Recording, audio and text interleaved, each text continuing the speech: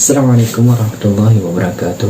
Alhamdulillahirabbil alamin. Allahumma shalli ala sayyidina Muhammad. Berjumpa kembali dalam kesempatan kali ini kita akan membahas tentang waktu. Untuk lebih jelasnya mari kita simak bersama.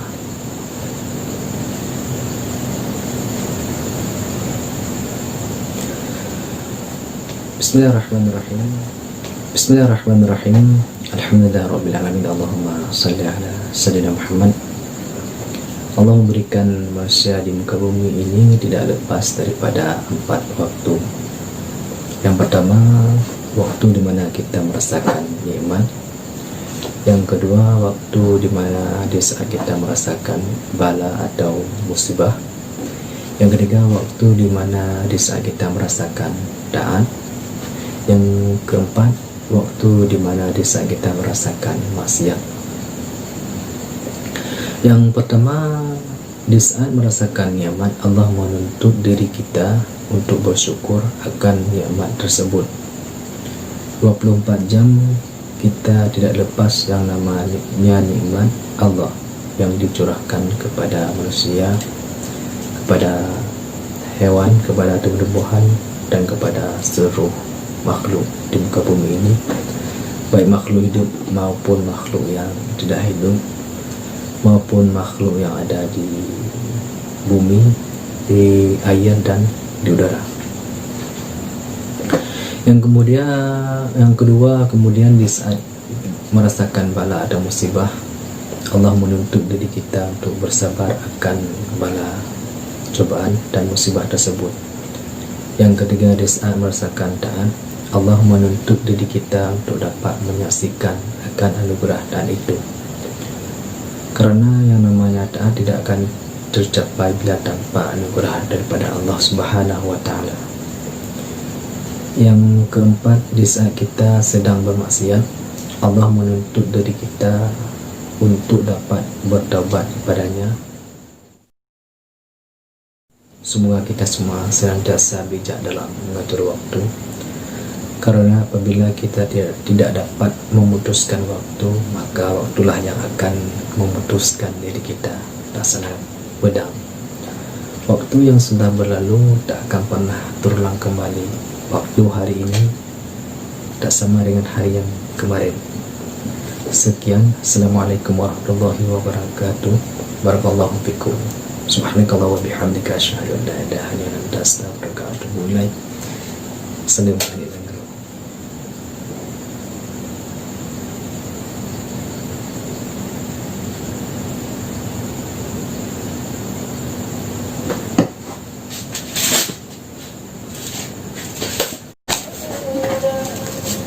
Assalamualaikum warahmatullahi wabarakatuh. Alhamdulillahirabbil alamin. Allahumma shalli ala sayyidina Muhammad. Berjumpa kembali dalam kesempatan kali ini kita akan membahas tentang adab-adab dalam membaca Al-Quran. Untuk lebih jelasnya mari kita simak penjelasan berikut ini.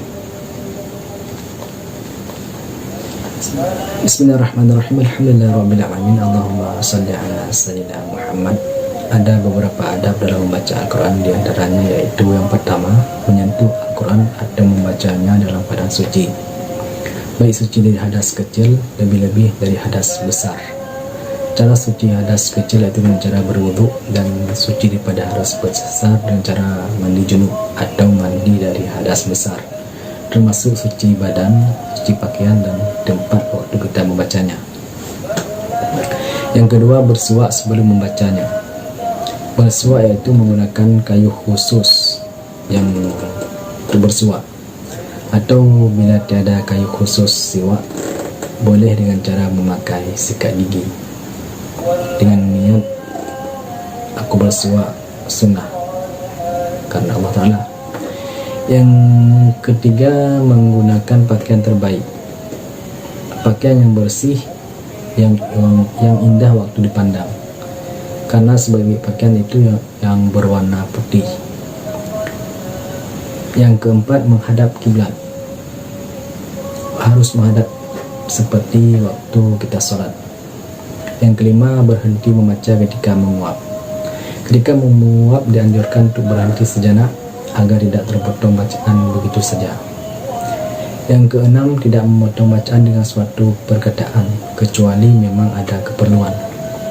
Sebaiknya bila ada hal tertentu seperti ada yang memanggil kita, alangkah baiknya kita berhentikan bacaan pada yang dianjurkan untuk berhenti, baru melanjutkan menyahut panggilan tersebut. Yang ketujuh, pikirannya terkonsentrasi. Jangan mulut kita yang membaca Al-Quran, tapi pikiran dan hati kita melalang buana entah kemana-mana. Yang kedelapan, ketika ada ayat yang berisi janji, maka berhenti untuk memohon kepada Allah. Misalnya janji bahwa Allah akan janji seperti misalkan janji bahwa orang yang taat dimasukkan ke dalam surga, maka kita memohon untuk mendapatkan rahmat surga itu dan sebagainya. Yang sembilan, ketika ada ayat yang berisi ancaman, memohon perlindungan kepadanya Allah. Misalnya orang yang ingkar kepada Allah akan dimasukkan ke dalam neraka, kita memohon perlindungan kepada Allah untuk dijauhkan dari azab neraka. Yang ke-10, tidak meletakkan Al-Quran tercerai-berai.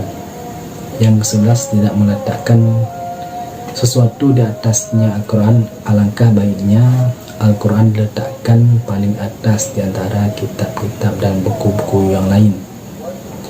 Yang ke-12, tidak saling mengeras bacaan terhadap orang lain.